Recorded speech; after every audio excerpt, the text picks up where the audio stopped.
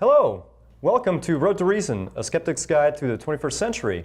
I'm your host today, Larry Mendoza. And I'm Rick Wingrove. And we want to welcome everybody to our first live show. This is pretty exciting here for us. We got a great show. We got David Silverman joining us via Skype here, and we'll be discussing the Atheist Monument down in Bradford County in Florida. So we'll talk a little bit about that.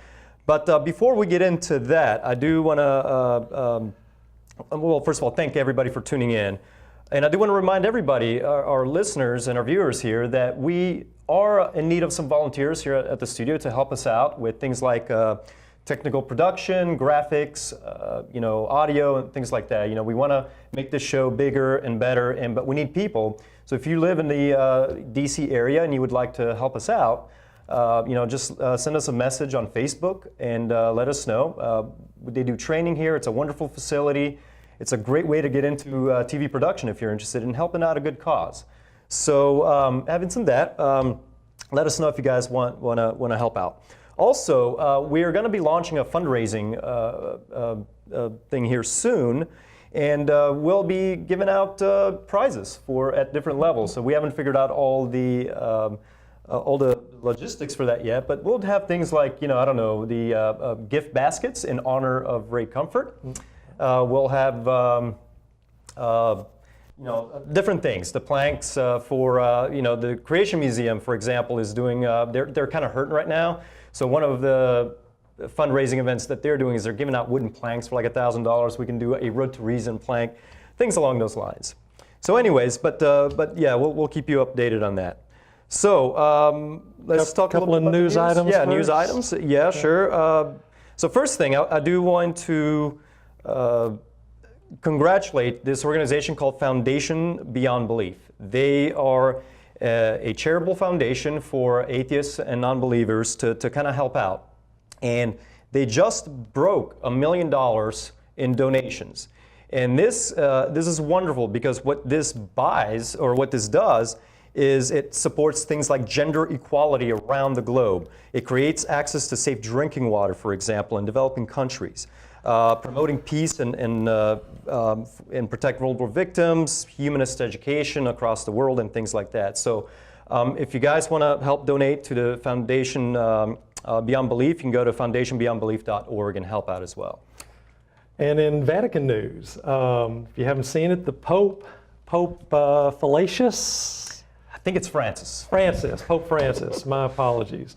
Pope Francis recently said that atheists are redeemable. Atheists may have a chance to get into heaven.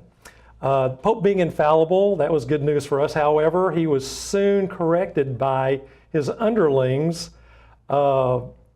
He's still infallible, but his assertion technically bore no resemblance to the Vatican's agreement with the creator of the universe.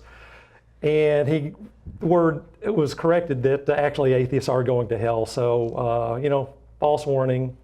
Well, one thing I wonder is, so the Pope is infallible. He got sort of corrected, so yeah. I don't know where that stands. But what about the Pope that just retired? Is he now fallible? Good question.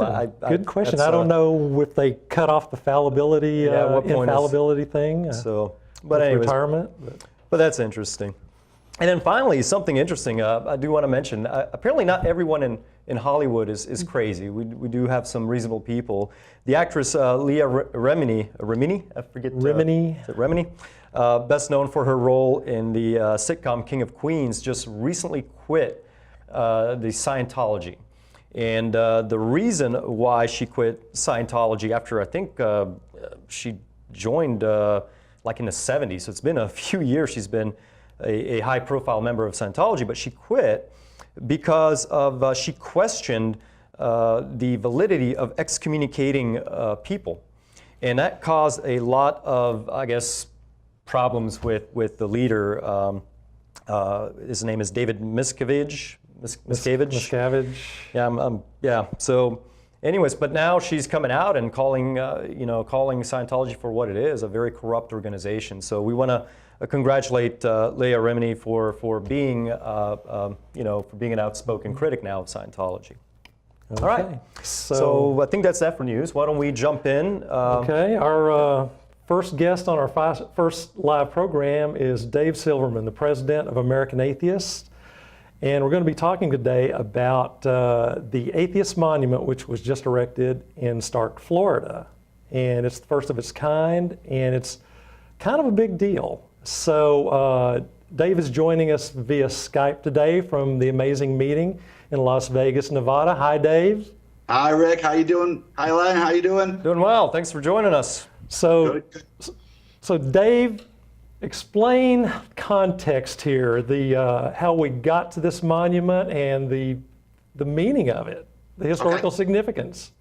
So what we had in Stark, Florida, Stark's a little city right outside of Jacksonville, and what they had there was a very stereotypical Ten Commandments monument. It was 12 feet tall, still is 12 feet tall, and it's right in the middle of the center court in Stark, Florida. And it gave a very clear impression of endorsement of religion by the government. And we sued. We had a plaintiff. We sued. And during the course of the lawsuit, we pretty much won the lawsuit. It didn't get to final decision, but we were going to win the suit because we're right. You know, you can't just do that. The problem was that the Community Men's Fellowship, the Christian group that put the monument, the Ten Commandments monument there in the first place, threatened the city of Stark to sue them if they took the monument down. So we were suing if you don't take the monument down, and they're suing if you do take the monument down. And what was their choice? Well, their only choice was to create a free speech zone in their public court so that everybody had a shot, everybody had a say. And basically what that means is American Atheists, because we have a plaintiff, because we have standing, we can put a monument to atheism there on public land permanently, and it's freedom of speech. Now, what normally happens is they make it an open forum and nothing happens. So the Ten Commandments sits there alone. But now in Stark, we went forward and we actually put up the first ever atheist monument on public land. It's a bench. We wanted to give it some function. We didn't want to just put up something that with words on it. We wanted to give the people of Stark something they didn't have before.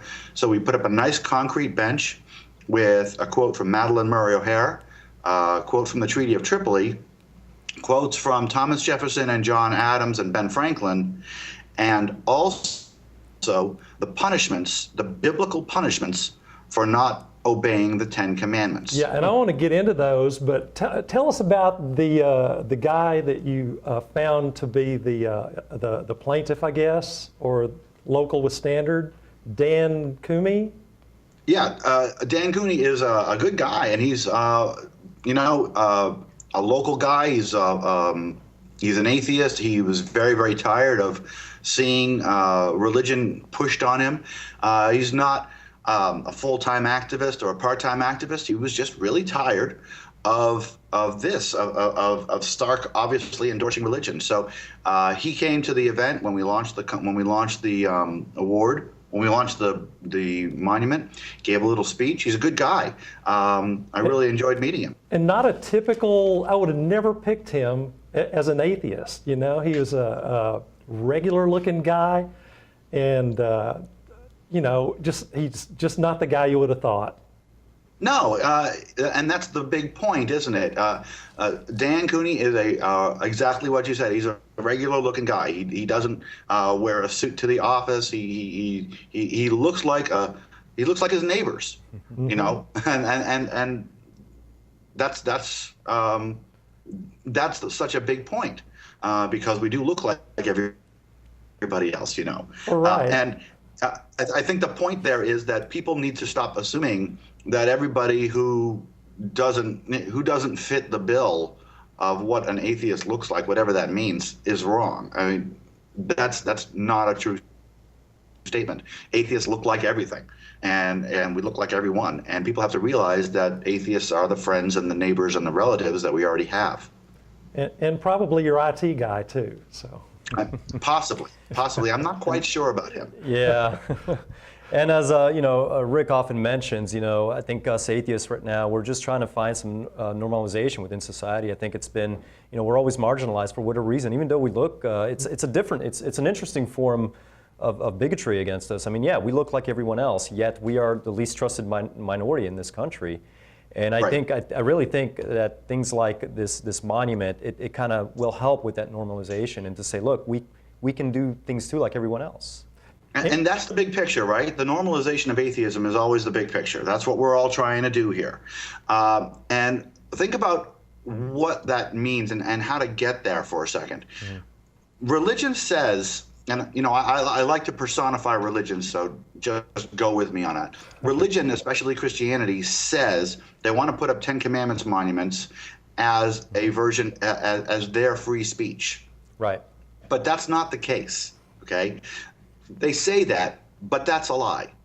If they wanted to put it up, they could put it up on their private land, they could put it up on the church. They want to put it up on public land because they want to appear to be endorsed by the government. Exactly. So when you looked at Stark a month ago, and this is what happens. When you looked at Stark a month ago, Stark really appeared to endorse Christianity because it had this great big 10 Commandments monument there. Now, with one monument, we have actually changed that appearance to the exact opposite. We have got the city of Stark now, which emphatically and specifically does not favor Christianity over atheism because we both have monuments. So now they've gone from being favored to specifically not being favored, to specifically being equal.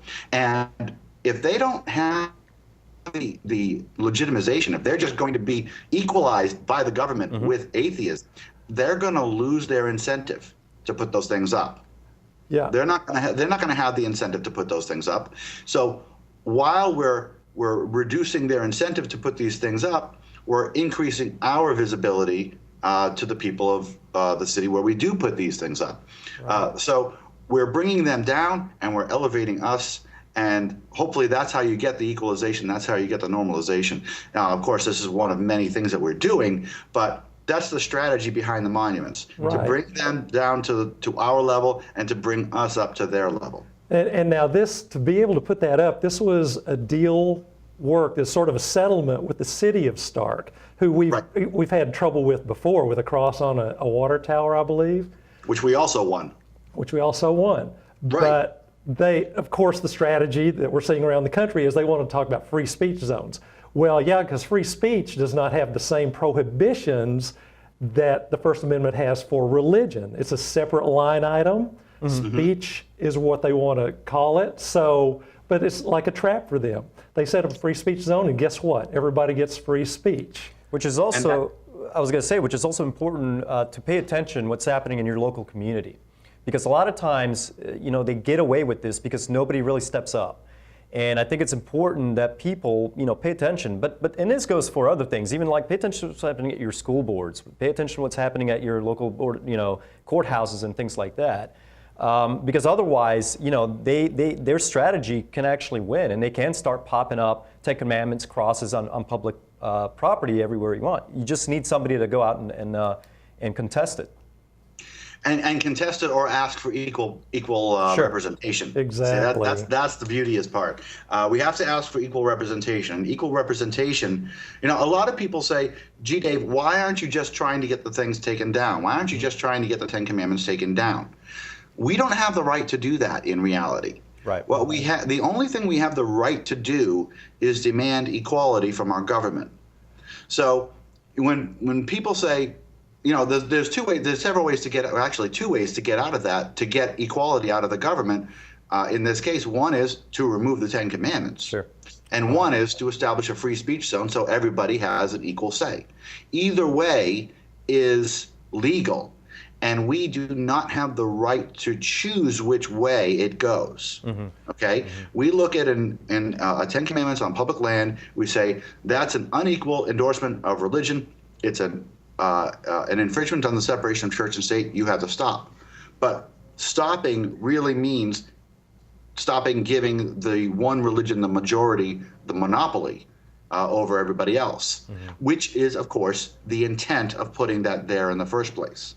We have to realize that that's their whole intent, and that's what they want. They want the monopoly. So by bringing these up and putting these up, we get rid of the monopoly. Well, that's exactly what we've seen here in Loudoun County in Virginia, too, over the Christmas displays. They, of course, couched it in terms of free speech, and then as soon as the atheists got involved, turns out they're not that big of fans of free speech, and their duplicitousness, I guess, was revealed. Gee, it's almost as if they were totally lying about free speech in the first place. Almost exactly as if they were lying.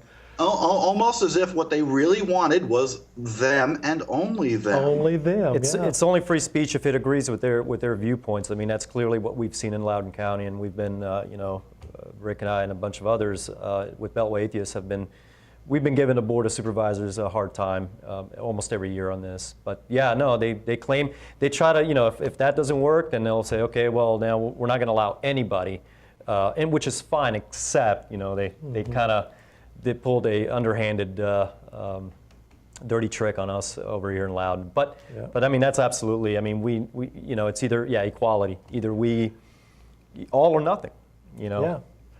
And it is all or nothing, and we don't get to choose, but what we can do is make sure that they know that they're not going to get a monopoly. Sure. And so American Atheists is moving forward to put up to 50 more of these monuments on public land. Right. Wherever there is a Ten Commandments display, and we don't want lawsuits, we want monuments. So we're looking for, and we've got I'm going to say this, and it's going to get us more, but we already have far more than 50 candidates. In fact, we already have far more than 100 candidates. But we are looking for Ten Commandments displays on public land that do not have any sort of historical meaning, other than the lie that the government is based in them. But they doesn't have like any sort of dedication that was put there 100 years ago. And it doesn't have any other documents around it to secularize it, kind of like reindeers and Christmas trees. Right, right. Because if we've got what we had in Stark, which was perfect, okay, that's what we're looking for, perfect. Right. Because the lawsuit, we don't want to spend money on lawsuits here. We will, and then we'll win. Sure. And if we're going to have lawsuits, we'll go and we'll get legal costs, and then we'll do it anyways.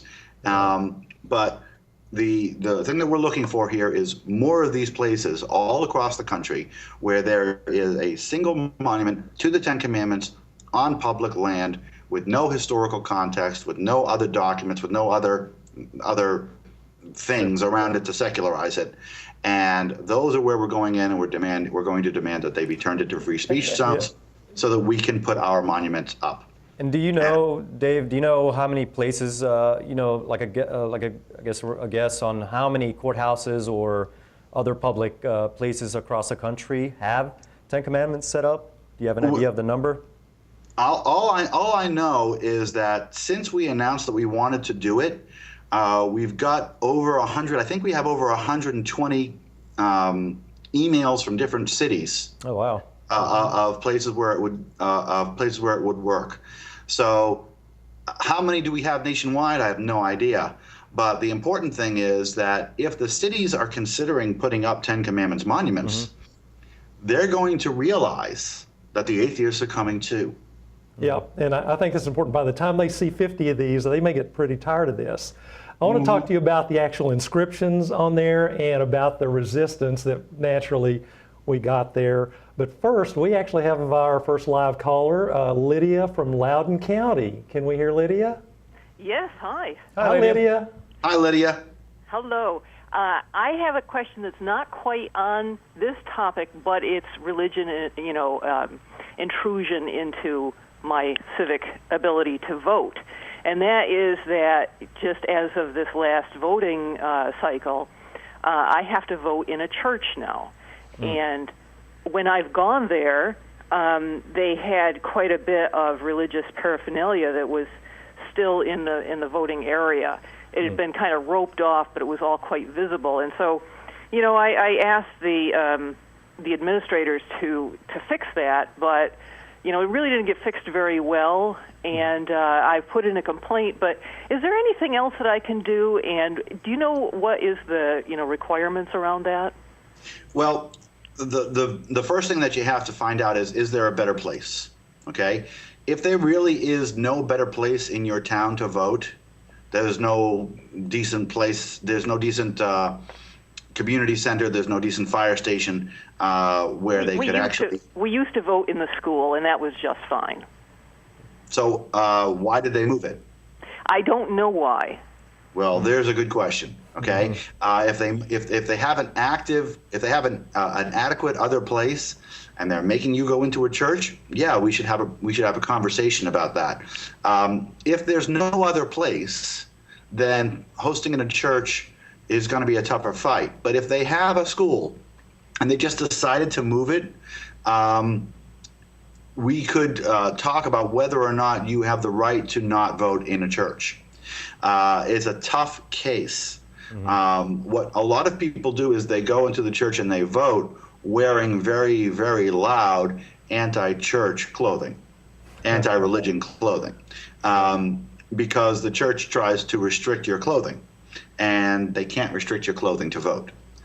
So it's a lot, again, like, I mean, this is clearly an attempt, or at least it looks clearly like an attempt to endorse religion by making everybody go in there and kind of melding the religious process, the electoral process with religion.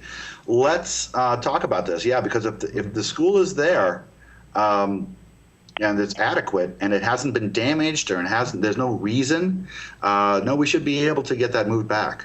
Okay, and I just want to say that, when I did bring up the point that I was unhappy about this and that they shouldn't have the religious stuff there, I was challenged by several people saying, who are you? And each time I answered, I'm a voter, I'm a citizen. But it was really amazing that they felt that, just a regular, Lydia citizen shouldn't be able to push back on that. And regular old Lydia citizen should be pushing back on that, can push back on that, and must push back on that. Regular Lydia citizen has to make noise.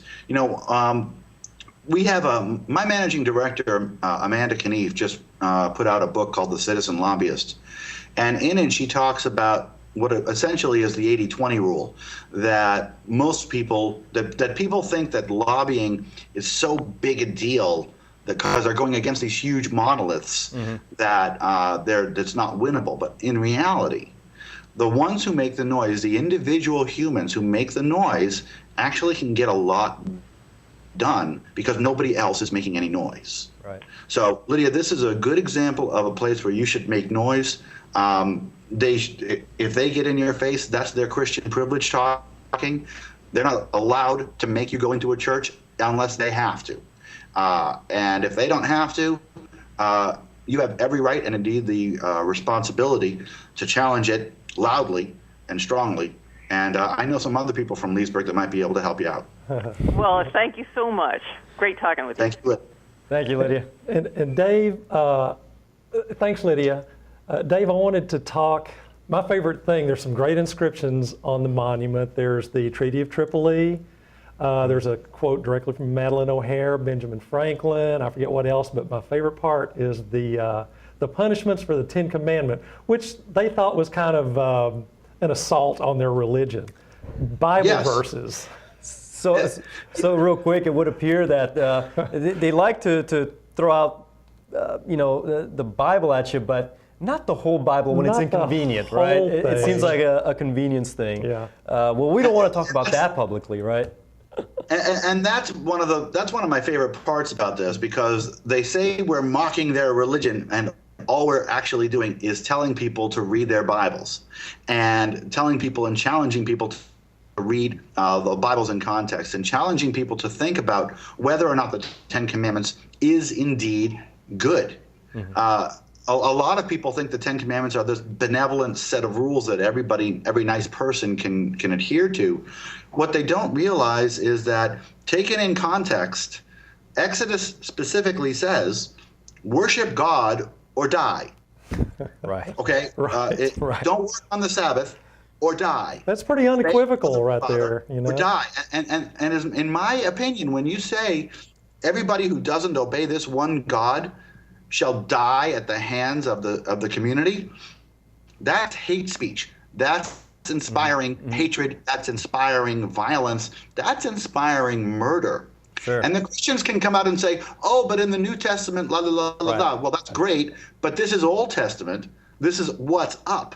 Yeah. Okay? And what's up is the hate of the Old Testament. And We're not talking about love thy neighbor. Okay? Right. We're talking about obey your parents or die. right. Okay? Right. Sass your parents and die, yeah. Because, you know, as we all know, every single parent is worthy of, you know, respect, Utmost right? respect, yes. yeah. You know. And let's not forget working on the Sabbath. If you work on the Sabbath, the penalty is death. Right. Yeah. Okay? Right. But more importantly, if you take God's name in vain, you die. And if you don't worship God, you die. And that is something that those are two things that all atheists do. And so we specifically break that all the time. And there's, of course, the irony of graven images and then coveting. Yes. Graven image. Well, the graven images thing, of course, most people don't know that there are multiple versions of the Ten Commandments. Right. So the second commandment in Stark and in the Protestant Bible and in the Jewish Bible as well, the Jewish version, I should say, is the second commandment is thou shalt not make unto thee any graven images of anything that is in heaven. But of course, the Catholics are all about graven images of Jesus, who supposedly is in heaven, and Mary, saints. and so they got graven images all over the place. So what the Catholics did is they removed the commandment. Okay, Right. They removed the second commandment and shifted them all up one, and then took the last commandment, which in the Protestant version is thou shalt not covet thy neighbor's possessions or wife. And the Catholics actually split it into thou shalt not covet thy neighbor's possessions and thou shalt not covet thy neighbor's wife. So God's word appears to be slightly fluid in interpretation there. Situational. Again, fallibility, right? The whole. But you know, and it's interesting because if we don't covet our neighbor's things, it's almost as if that completely and absolutely proves the fact that the Bible is subjective. Yeah. You know, and not an objective truth. If they can't even agree on the Ten Commandments. Right. And I mean, it's just silly what these religions will go through. Yeah. So in Stark, it's the Ten Commandments. It's the Protestant Ten Commandments, which says basically that all Catholics are cursed because that's the penalty for having graven images. And if you have graven images of anything that is in heaven, like every Catholic does, they're cursed. Okay, and Dave, I don't think that's either. Okay, Dave, we have to take a break here. When we come back, I'd like to talk to you about the opposition who predictably showed up down in Stark. So we're going to go to a break right now. We'll be back in a minute. All right. NASA right now, scientists and engineers are working every day to help humans learn how to better care for our home so that we never have to leave. NASA has a fleet of satellites around the planet that keeps track of climate change and studies how humans are affecting the planet. NASA has a ton of geniuses, and all of them are working for a future that has a healthy Earth in it. Like when NASA helped find the hole in our ozone layer so we could fix it before the problem got out of control, NASA is doing its part. We have to do ours. This is our home. To learn more about how NASA is keeping an eye on Earth, visit www.nasa.gov/Earth. When I was younger, I didn't want to admit I had a serious disease. Because of my diabetes, I lost the sight in my left eye. Misconceptions continue to surround this monster public health issue. But the simple truth is, diabetes can often be prevented and complications avoided. You're not alone. Understand the realities of diabetes and know that you can manage it and lead a full, active life.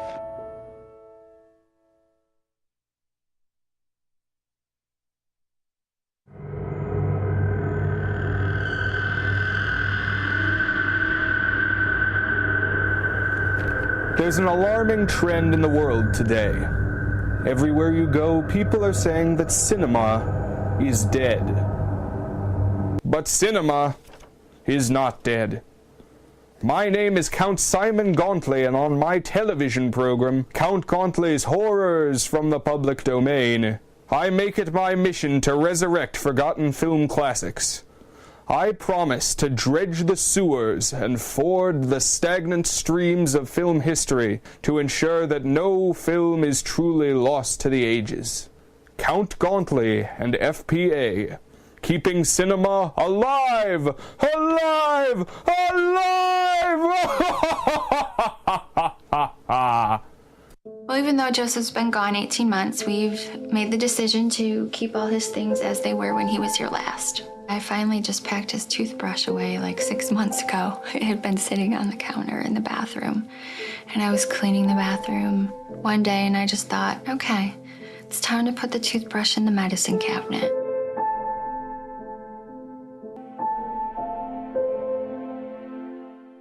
So, I just moved in with this family, and it's embarrassing.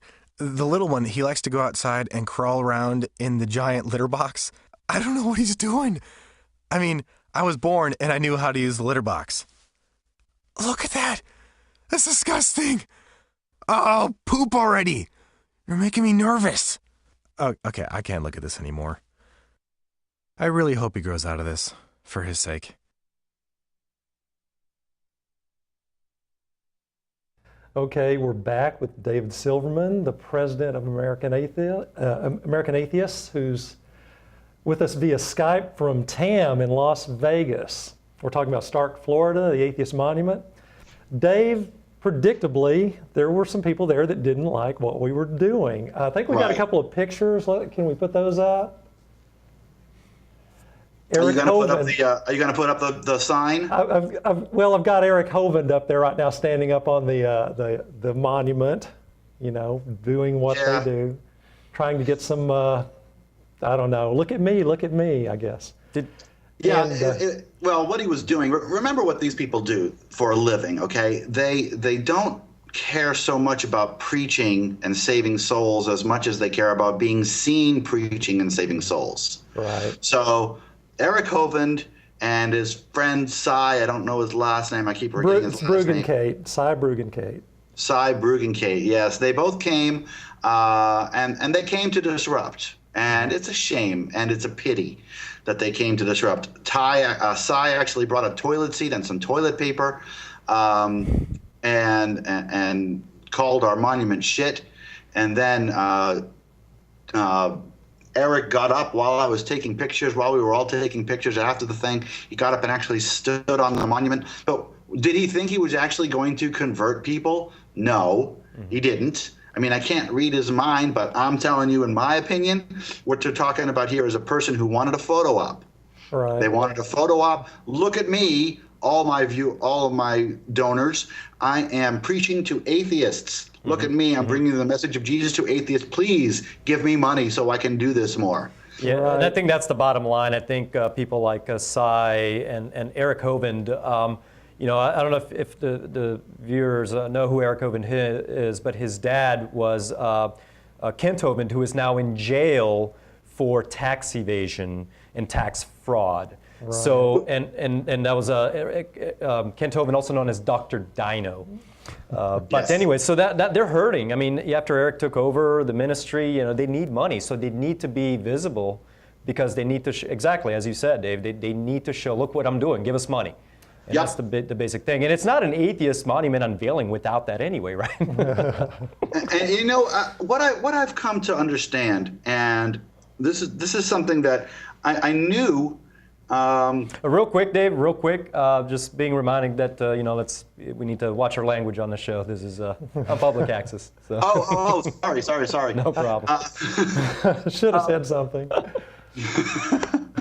And now I forgot what I was going to say. What I was going to say is that I've learned over time that, and I've come to the understanding over time that this is not an opinion of my side versus their side. When we're talking about the atheist movement, we are literally talking about good guys versus bad guys. Mm-hmm. Okay. Right. Okay. And if you're talking, look at what we're seeking. Look at what we're demanding. We're demanding equality. Mm-hmm. Okay. We're not demanding a superiority. We're not stopping people from doing their own thing. We're not interrupting people from doing their own thing. They interrupt us. They demand superiority. They hate equality because they don't want equality, because equality means they're just another religion. They don't get the legitimization from the government, and therefore they don't have the power that they want. So these people, the sign, the Hovens, and they come and they disrupt, and they take funny pictures. And they stayed afterwards, and they took Tebow pictures next to the monument, and the level of maturity is so low because these people are actually the bad guys. They don't actually have an argument to stand on, so they make fun, so they disrupt. They don't have the say. They can't say, "Hey, this shouldn't be here," because theirs is already there. They don't have an argument. Right. I think we have another picture or two. Yeah, there's Cy Brugenkate, who, like Eric Hovind, as soon as you finished speaking and the ceremony was officially over, he turned around immediately, hopped up on a chair, and started ranting at atheists, telling us we're going to burn in hell. I could almost feel people starting to come around. The number of conversions. And one of the easiest parts about atheist activism is that we don't have to do very much to make the other side look stupid. We just really have to give them a microphone. Right. And they'll make themselves look stupid. They'll make themselves look intolerant. I mean, Cy is one of those people who thinks he's really a great debater, but doesn't get that he's a fool. Yeah. So he thinks that he's got one argument, the argument of knowledge, the argument of epistemology. You don't know God really doesn't exist. Right. Therefore, he's one of those presuppositional apologists. He uses presuppositionalism, which is we talked about that at a former show here, and how to counter that. I mean, but they think they have it nailed down. Like, look, I gotcha. You can't prove it doesn't exist, therefore he exists. It's like, wait, what? Jesus. Faith has to presuppose reason. That's the way they think, but it's actually the other way around. But speaking about looking stupid, Paul, can we go back to that last picture again? There it is, the famous Hook for Jesus picture. Hook for Jesus. Hook for Jesus. And you know what? This is the Hook for Jesus sign is kind of a reminder to us all that religious people are victims of very, very bad information and very, very poor education and brainwashing. They're good people, sometimes they're smart people, but they're poorly educated and very, very unknowledgeable. That woman carrying the sign that is, I mean, think about this. She can't spell honk and she can't spell Jesus, but she's absolutely sure he exists and is willing to carry a sign for him. So it's an obvious place where religion is using ignorance for its own advantage. Well, in fairness, those are hard words. So one of them had 5 letters in it, Yeah, especially the name of her God. But really, and yes, we can make fun of them, but we also have to pity them. We also have to make sure that we pity them. These people are injured people. These people are hurt. And they're acting stupid because they've been taught to act stupid. In fact, they've been taught that acting like this is good and smart. And you don't need to be smart anyways. You just need to have faith. You just need to write the signs and carry them, even if you don't know anything about what you're talking about. Even if you don't even know how to spell a 4 or 5 letter word, you still need to do this. That's what makes you live forever in the kingdom of heaven with all of your dead relatives. Exactly. These people are victims, and they have to be. We have to regard them as such. Sure. It's so easy to get. It's so easy to get into this. Oh, these guys are such. I'm trying to watch my language. Such bad people. They're so stupid and they're so bad. They're not. They're victims. No, they're not. And absolutely, they are victims, and it's a problematic. And we need to. That's what we need to. Education is a key here. And to help them out. But I want to show a video here in a minute. But before we do that, because I think we have a video of Eric Hovind when he's doing his little speech. But before we do that, we do have a call. John from Fairfax. Let's patch him in. John, can you hear us? Yes. Hi, John. Thanks for calling. Yes, Rick. How are you doing? Hi. How you doing? Good. Here's just a change of topic on the same whole subject matter area. what do you, either locally or nationally, think you can do to get the Pledge of Allegiance restored to its pre-God days?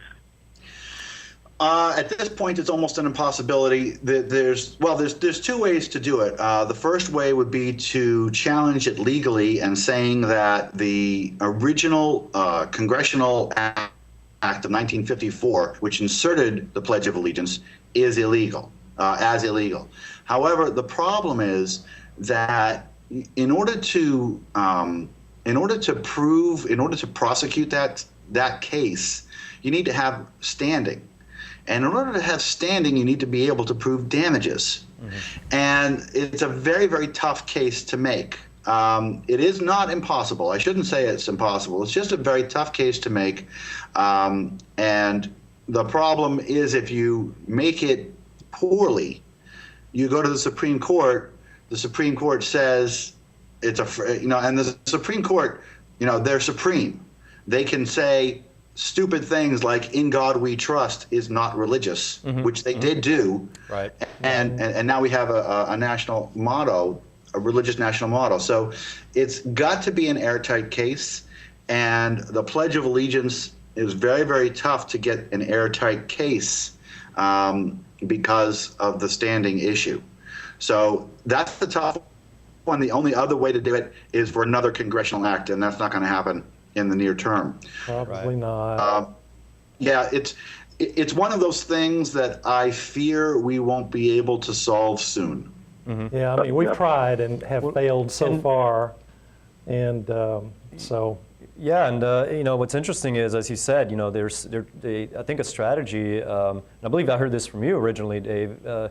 Is that the strategy from the Christians is to secularize things like "In God We Trust"? They want to secularize crosses. They want to secularize the Ten Commandments, so that they can then plaster these things all over the place. And I believe things like "In God We Trust" in our money, our motto, and in the Pledge of Allegiance, as John, our caller, has been inquiring about, is all because of this idea that it's secular, therefore it's okay. Right. And that's the disturbing thing. If "In God We Trust" it should be a rallying call to everybody, okay? It's on all the money. They can put it anywhere they want because it's the national motto, and it's been approved by the Supreme Court that said "In God We Trust" is not a religious statement. And nobody's got standing, and if we do get standing, it's a secular saying, they'll say. My retort has always been, "In God We Trust, maybe, but all others pay cash." That's right. But my point is that that's something that we lost, okay? "In God We Trust" is something that we lost. We can't fix it now. We can only fix it with a congressional overturn, but it went to the Supreme Court, and we lost. The Supreme Court made that law legal. And so when we look at things like the secular the crosses that they're trying to secularize in Utah, and again, of course, at the World Trade Center, this is just another step that they want to take to get around the separation of church and state. If a cross can be secular, well, they can put it in any school they want. They can put it in any church, in any federal building they want. I mean, they won't do it right away. They'll wait until the next school massacre, when all of the teary-eyed children's parents, the victims' parents of whatever future tragedy, maybe there'll be a hurricane, maybe there'll be something, but teary-eyed parents will put a secular cross on public land, and it'll be secular and not an infringement of religion, and soon after that there'll be more. One of the things that people have to realize is that religion doesn't take baby steps and then stop. It takes baby steps to progress, and takes more baby steps later. So every little bit that they take, we have to fight. Because, I mean, even if it's a silly little thing, we have to fight it because it's not the end. It's just the next step. I agree. And one way to, is to get involved within the community, to find, join American Atheists. You can join local chapters, and to be, because the more people speak out, the more these issues are going to come up in the public spotlight, and that's what we want to do. Well, and John, I want to thank you for calling. Do you have anything else, or? No. I just want to thank you guys for hosting this dialogue and communicating some good points of view. Thanks, John. That sounds like a Massachusetts accent, and thanks for calling in. Indeed. Thank you very much. All right, bye. But and I wanted to mention real quick also that they're trying. They've been trying this even with introducing creationism in schools.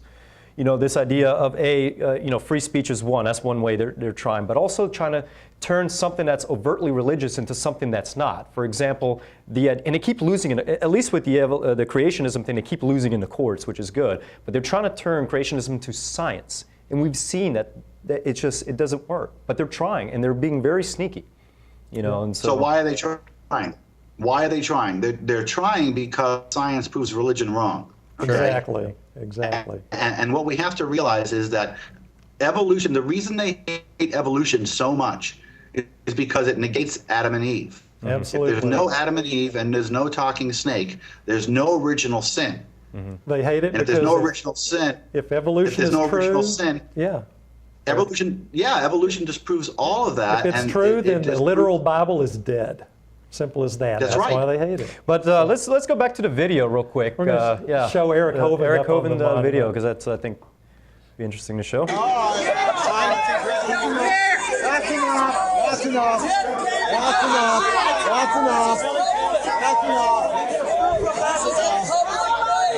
All right, I got a question for you. Recite the 10 Commandments without turning around.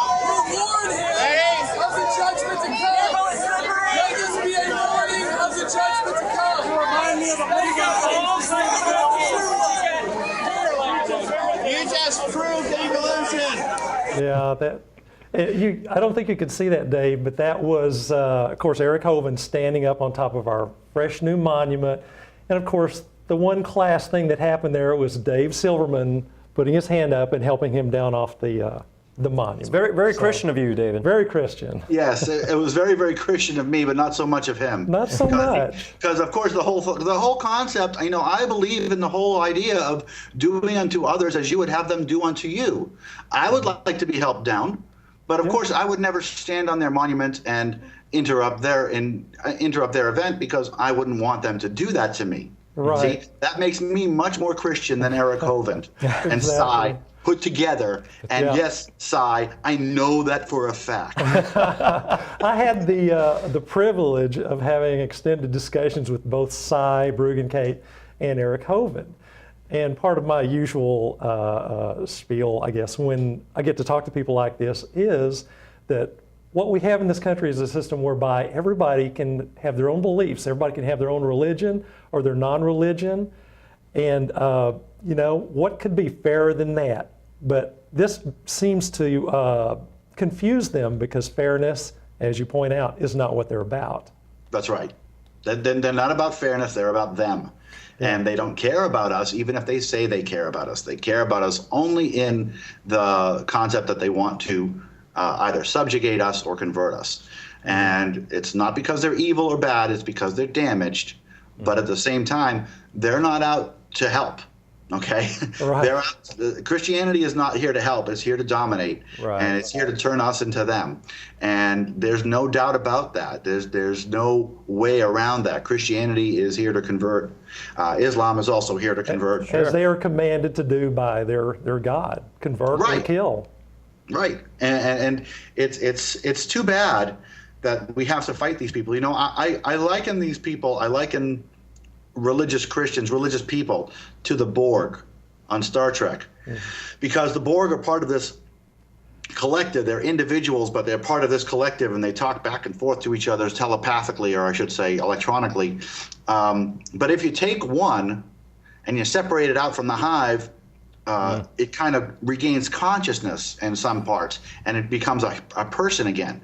Reconnect it, and it's part of the hive again. Right. And when you're fighting the Borg on Star Trek, you've got to fight them, because they'll kill you, they'll destroy you, they'll convert you, they will destroy you. But at the same time, you feel sorry for hurting these people in Star Trek, for attacking these people that are not operating under their own control. Right. And that's the same thing I think about religious people. I would like to help Eric Hovind see reason. I would like to help him. But I'm not going to get that opportunity, and I'm not going to have the time or the inclination. I'm not going to have the time to do that. So I have to fight him. We have to fight him, and we have to fight him hard. But we have to fight him with the knowledge that this is an infected person. This is a damaged person. Just like the Borg, we wish we could save them, but we have to fight them first. Sure, and I think a lot of Christian leaders fall under two categories, in my opinion. They're either outright charlatans and they know they're lying, and they're propagating these things and they're playing with people's livelihoods, Yep. Or they themselves are infected, as you say, or deluded. I think is a better word to use. I think it's a mass delusion. And it's a very powerful thing, being deluded. Let's put it in easier words, Rick. Preachers are either victims or atheists. Okay, right. And what we have to do is, they always played that straw man game.